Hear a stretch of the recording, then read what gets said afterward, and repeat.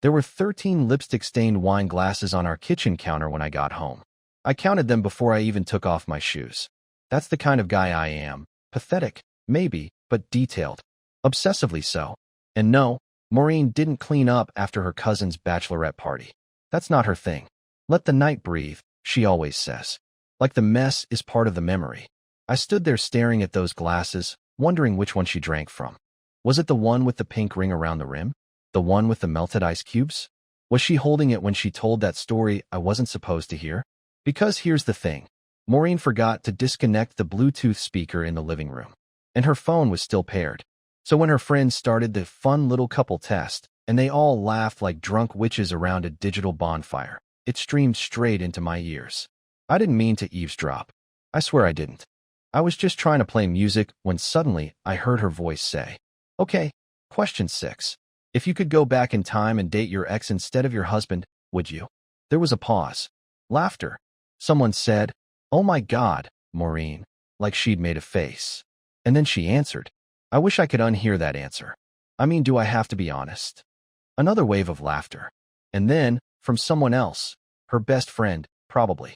"You always say your marriage is like a warm sock. Comfortable, not sexy." They all screamed, cheered, toasted. It was a party, after all. But I stood in our hallway, hands clenched around a grocery bag of rotisserie chicken and almond milk, listening to the woman I married publicly reduce me to a sock. They went on. The quiz asked more questions. Have you ever felt emotionally alone in your relationship? Have you ever imagined your partner dying just so you'd be free of the guilt of leaving? That one got a big gasp. I heard Maureen say quietly, "Next question." I didn't sleep that night. I sat on the couch staring at the TV while a wildlife documentary played on mute. At 3:17 a.m., she came out in one of my t-shirts and said, "Hey, you okay?" I told her I had heartburn. She didn't ask what I'd eaten. She didn't notice I hadn't touched dinner. She just smiled and went back to bed. And now, here I am, 3 days later, counting wine glasses and pretending I don't know. Pretending I'm not slowly unraveling every memory we ever made. Pretending I don't remember exactly what she said when that quiz asked, "If no one ever found out, would you cheat?" I wish I didn't remember. But I do. And the worst part? So does she. I didn't confront her. Not then. I don't know if it was fear or strategy. Maybe both. Some twisted part of me wanted to see how long she could keep pretending nothing happened. But something had happened. That quiz, they laughed about it like it was a stupid game, but I know Maureen. I know that look she gets when something sticks to her ribs. And for the past 3 days, her silence has had that shape. She didn't bring it up. Not once. Not the test, not the questions, not even the party. Just came back home and melted into our routines like nothing shifted. But I saw the cracks. I still see them. She started taking longer showers. She hums when she cooks now. Maureen hasn't hummed while cooking in 2 years. She used to say cooking stressed her out. But now she hums. Yesterday, I watched her from the hallway as she stirred pasta sauce. She was dancing, lightly, barefoot on our cold tile floor, moving her hips in this subtle, familiar rhythm that wasn't meant for me. I knew it. I felt it. She was somewhere else entirely. The way she smiled to herself, the way her eyes weren't blank like they usually are after work, it felt borrowed. Like she was replaying something in her head that didn't involve me. I wanted to scream. I wanted to ask, was it the ex? That damn question from the quiz. If she could go back and date her ex instead of me. Was she imagining him now, stirring sauce in his kitchen, barefoot on his floor? I didn't ask. Instead, I complimented the sauce. She looked surprised. "Really? It's just out of a jar," she said. Then she laughed, like the sound was foreign to her own mouth. Later that night, when she fell asleep on the couch with the TV still flickering, I picked up her phone. I know it's wrong. I know. But tell me, what would you do if your wife said she might have settled for you, and then acted like she was floating through life with a secret you weren't allowed to hear? Her phone wasn't locked. She never locks it. She says it's because we don't hide things. Right. No messages. No photos. No suspicious names. No flirting. Nothing. Her texts with her friends were full of emojis, makeup recommendations, brunch planning. I almost started to believe I was crazy. Until I opened her notes app. It was there, buried below grocery lists and skincare routines. A note simply titled, "Things I Can't Say Out Loud." The top line read, "I don't feel guilty for thinking about someone else. I feel guilty that I don't feel guilty. I reread that sentence 20 times. Maybe more. I started shaking. Like full body shaking. Like I was cold even though it was 76 degrees in the room. There was more. Fragments. Incomplete thoughts. What if love isn't safe? What if it's chaos and I picked peace instead? I think I'm a coward. If he knew the real me, would he still think I'm good? Sometimes I dream about someone who doesn't exist, and I wake up wishing I could go back. I don't know if she was talking about her ex, a stranger, or someone I don't even know exists. I just know none of those lines were about me. She stirred in her sleep. I jumped back like I'd touched fire. The phone slipped from my hand and hit the floor with a soft thud. She didn't wake up. She just curled up tighter, hugging one of our throw pillows like it meant something more than I ever could. And there I was, sitting beside her, pretending again. Pretending not to know. Pretending that I wasn't slowly coming apart from the inside. But now I had proof. Proof that the quiz was just a spark, and that the fire had already been burning long before that night. She just didn't think I'd ever smell the smoke. The next morning, the note was gone. I checked her phone the second she went out to walk the dog. I told myself it wasn't obsessive, that I just needed to know if she added anything, if she mentioned me, if she even remembered what she had written. But the note, things I can't say out loud, was no longer there. Not in notes. Not in recently deleted. Not anywhere. She had wiped it. I stood there holding her phone like it was radioactive. My heart was pounding in my ears, and my palms were sweating like I'd just committed a crime. But she was the one erasing confessions. She was the one hiding. And yet, I was the one crouched in the kitchen like a guilty teenager caught sneaking around. When she came back inside, she looked flushed, winded. Sage dragged me through the mud. She laughed, wiping her sneakers on the mat. Her eyes scanned the room. I don't know if she could tell I had been holding her phone, but she walked right up to me, kissed my cheek, and asked if I wanted pancakes. Like nothing was wrong. I don't know how she does it. This double-life performance. She flips between warmth and distance like she's got a remote control I don't have access to. She giggled as she cracked eggs, as if she hadn't typed out a line 2 days ago that said she felt nothing about imagining someone else. I asked her if the party had been fun. I said it casually, like I had only just remembered to bring it up. She stopped whisking and looked at me, really looked at me, and said, "It was fine. Nothing special." And that was it. I wanted to scream. "You took a test that cracked our marriage in half. You wrote things about me like I was a mattress you regret buying. You emotionally left this house 3 days ago. How is that fine?" But instead, I nodded. "Cool," I said, like an idiot. That night, I had the worst dream of my life. I was in our house, but everything was silent. No lights. No sound. Even when I tried to scream, nothing came out. I wandered from room to room looking for her, but all the photos had my face scratched out. And in every mirror, I was alone. I woke up in a sweat and reached for her side of the bed. Empty. It was 2:42 a.m. I panicked. I ran to the kitchen, the living room, the bathroom. No Maureen.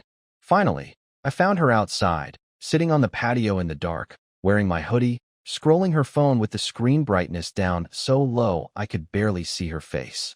She didn't hear me come out. She didn't even flinch when I stepped on a squeaky board. She just whispered, "Couldn't sleep." I asked what she was thinking about. She smiled faintly and said, "Dreams. Funny how they can feel more real than life sometimes, huh?" Then she stood, kissed my forehead, and walked inside. I stayed out there until the sun came up, wrapped in the hoodie she left on the chair. It still smelled like her shampoo. The next day, something new happened. She dressed up for work.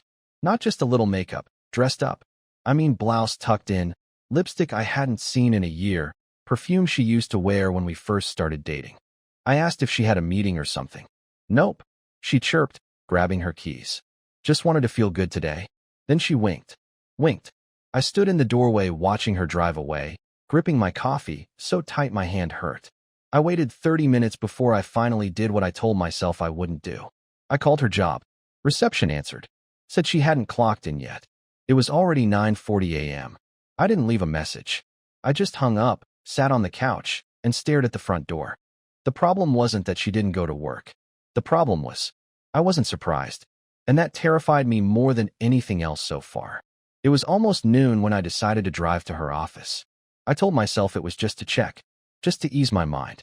Maybe she got stuck in traffic. Maybe she stopped for coffee. Maybe, God help me, She just forgot to clock in. That happens, right? People forget. Normal people forget things. But deep down, I knew I wasn't doing it to check. I was doing it because something inside me had already made the jump. I just hadn't caught up to it yet. The parking lot was mostly empty. It was a Saturday, after all. But there it was, her silver Honda Civic. Parked right in its usual spot near the back, the crooked angle still hers. And yet, she wasn't inside the building.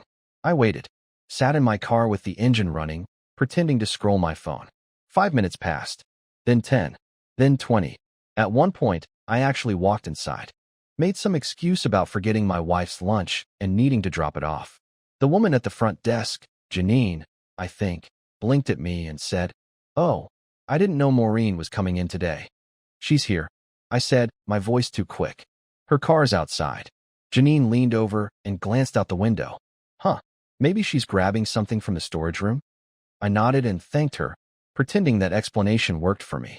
Then I went back to my car, sat behind the wheel, and stared at her empty driver's seat for nearly an hour.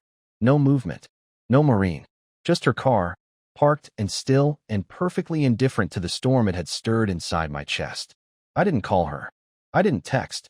I drove home in silence, gripping the steering wheel like it could anchor me to something stable. I tried to tell myself that I was being dramatic, that there could be dozens of reasons for all of this, that I was spiraling over nothing. But when I walked inside, I noticed something strange. Her laptop was gone. She never took it to work on Saturdays. It was a work-from-home device, and the company had strict policies about taking it off-site. It was usually plugged in at her desk, right next to the little ceramic owl she bought at a thrift store. But now the charging cord was there, dangling off the side like something had been yanked away in a hurry, but the laptop was gone. I checked her side of the closet. One of her bags was missing. Not a big bag, not a suitcase, just that black leather crossbody she always used when we traveled light. That night, she came home just before dark. She looked normal. Not rushed, not guilty, just tired. She kicked off her shoes, poured herself a glass of wine, and asked if I wanted to order Thai. I asked how work was. "Uneventful," she said. "Mostly admin stuff." I stared at her and said nothing, just nodded like a coward. We ate in front of the TV, the way we always do. She laughed at something on the screen. I didn't even hear the joke. I was too busy watching the way her fingers traced the rim of her wine glass. Absent-minded, thoughtless, like someone who had already moved on in her head. Around midnight, after she fell asleep, I checked the trash can on her side of the bed. I don't know why. I just had this gut feeling. And there it was, crumpled at the bottom, an empty plastic bag from a hotel toiletry kit. The kind you get from cheap business-class motels. Tiny bottles. Complimentary soap. The logo said Lakeview Inn. I'd never heard of it, but I Googled it anyway. It was 26 minutes away, off the highway. One of those roadside places people use for rest stops, affairs, or staying invisible. I didn't sleep that night. I laid next to her in the dark, listening to her breathe, wondering whose name she'd whisper if I weren't there. She didn't say anything, but in her sleep, she smiled. That was somehow worse. I waited 3 days before I went. 3 days of pretending I didn't find the hotel name. 3 days of eating dinner across from her, sleeping beside her, listening to her laugh at sitcom reruns and fold laundry like nothing had shifted in the air. I watched her brush her hair in the mirror, water the plants she used to forget, reply to texts with little smirks like secrets were sitting behind her teeth. She was the same in every way, too the same. It was a performance now. A polished script of who Maureen used to be, played back for my benefit. On the 4th day, I took the morning off work.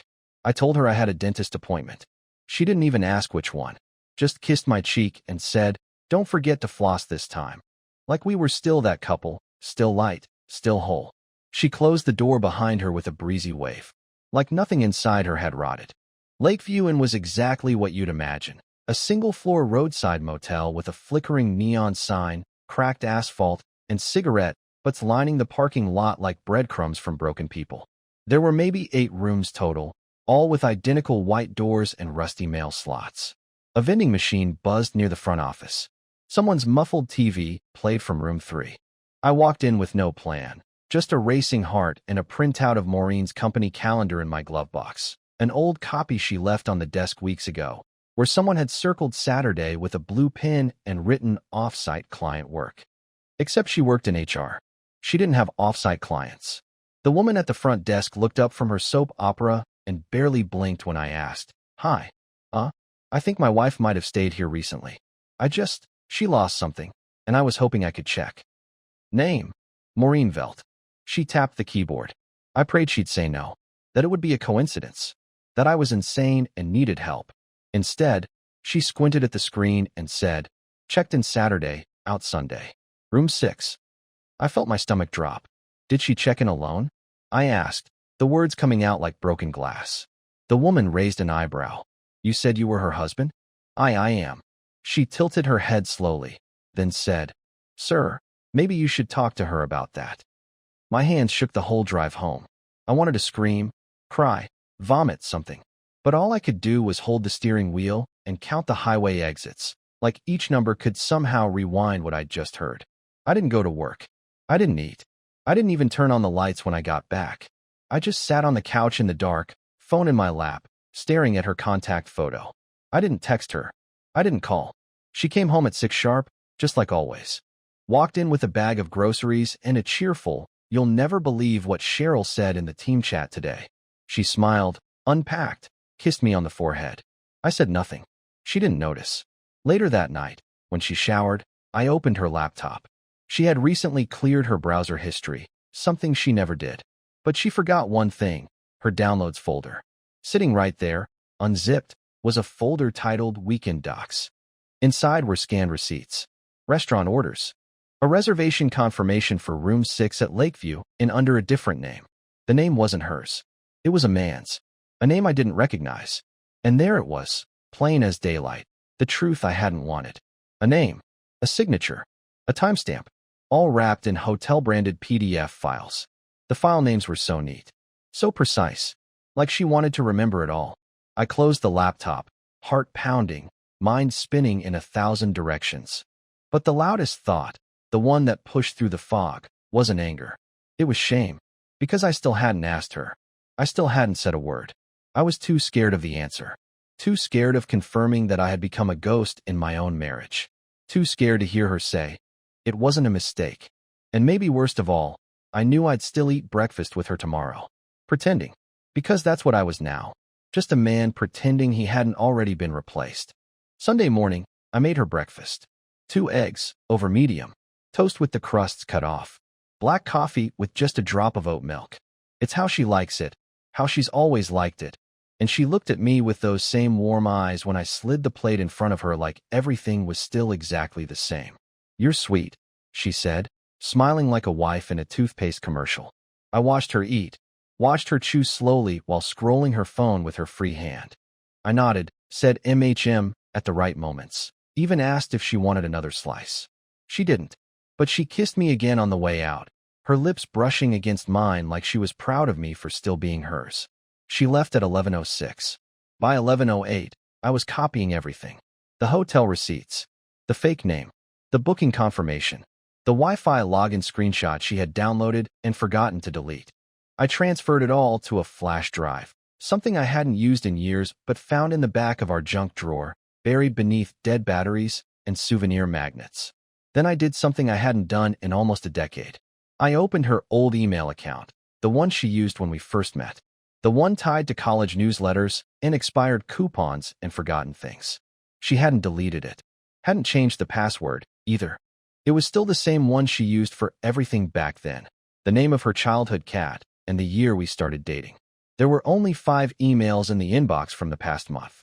But one of them changed everything. Subject, good to see you again. The body was short. Casual. Still feels surreal. Let me know when you're ready to talk about next time. It was signed, C. No last name. No emojis. No attachments. Just that. I don't know how long I stared at it, but I must have read it 30 times. I read it like it had a code I could crack. Like maybe, just maybe, it didn't mean what I thought it meant. But it did. And I knew it. I didn't delete it. I didn't forward it. I just closed the tab and sat there, my palms sweating against the edge of her laptop. Later that afternoon, she came home humming. Actually humming. A happy little nothing melody, like she was weightless. I asked how her walk was, and she said it was refreshing. Then she said, I love this time of year, and kissed my cheek again before heading to the bedroom. She didn't notice that I was still wearing the same shirt as the morning. She didn't notice I hadn't moved from the kitchen. She didn't notice that I couldn't meet her eyes. She laid down on the couch with a blanket and asked if I wanted to watch a movie. I said yes. Of course I did. We watched The Secret Life of Walter Mitty. She cried during the scene on the mountain. I didn't. I sat there watching her watch the movie, her chin tilted up slightly, her lashes catching the light. She looked so real, so peaceful. And yet, I knew her peace had nothing to do with me. That night, when she fell asleep with her head on my chest, I stared at the ceiling for 2 straight hours. I thought about the quiz. That stupid quiz. The one that asked her if she ever imagined her life with someone else. The one that told her she wasn't compatible with me. The one that said she was in denial. I wondered if she still had her results saved somewhere. I wondered if she printed them out. I wondered if she framed them. At 2:03 a.m., I whispered, "Are you still in denial?" She didn't respond, just shifted in her sleep and mumbled something I couldn't make out. But it wasn't my name. And somehow, that hurt worse than anything. There's a strange kind of power in knowing something someone thinks you don't. It's corrosive, yes, but it's also electric. Addictive. Every time she spoke to me, every time she laughed or leaned in for a kiss, I heard 2 voices in my head, hers, and the echo of what she really meant underneath. Her lips said, "I missed you today," but the email said she missed someone else. Her hands folded my laundry, but they had pulled someone else's shirt from the motel floor less than a week ago. The dissonance was maddening, but I didn't let it break me. I leaned into it. I stopped reacting. Not because I didn't feel, but because I wanted to see what she would do if she thought she had me completely. And it worked. She got bolder. I started finding little slips. Receipts she half buried in the trash. An Uber ride charged to our joint card that started at a wine bar and ended 3 blocks from an address I didn't recognize. A sticky note on the back of her planner that said, "See, wed lunch?" Like it was a dentist appointment. I said nothing. Instead, I started preparing. Quietly. Thoroughly. I backed up every email. Every download. I printed the hotel receipts and tucked them inside a manila folder I labeled tax docs and slid it behind the water heater in the garage. I copied the email to a USB stick and mailed it to a P.O. box I opened under a fake name. I even cleared out the guest room. At first, she didn't notice. Or maybe she did and didn't care. I boxed up the books, stripped the bedding, vacuumed under the frame. I told her I wanted to freshen it up. She nodded and said that was sweet of me. She was barely listening. She was texting someone. Probably him. The next day, I installed a lock on the guest room door. Bought a mini fridge. A blackout curtain. I started moving my things in slowly. My laptop, my journals, even my toothbrush. I told her I was trying a new sleep schedule for my mental health. She said she was proud of me for being proactive. She didn't ask why I suddenly needed my own space. She didn't ask why I started setting my phone face down on the table. She didn't ask why I stopped saying, "I love you" before bed. Because the truth is, she had already stopped saying it first. I didn't want revenge. I wanted clarity. I wanted to watch her. To understand how far she would go if I just stood still. And Maureen, bless her, gave me everything. On Friday, I heard her whispering in the bathroom with the shower running. The water was on, but I could hear it. The muffled, "I can't talk now," and "yes, soon," and the soft chuckle she used to reserve just for me. She came out with wet hair and no towel, kissed my forehead like I was a sleepy puppy, and said, "You're so quiet lately. I like it." She meant it. She liked the silence. Because silence gave her space. That night, I started recording. I know how it sounds. I know how it looks. But at that point, I wasn't a husband anymore. I was a witness. A man documenting the last days of a marriage that was being eaten alive from the inside out. I placed my phone on the shelf across from the bed. Hit record. Pretended to sleep.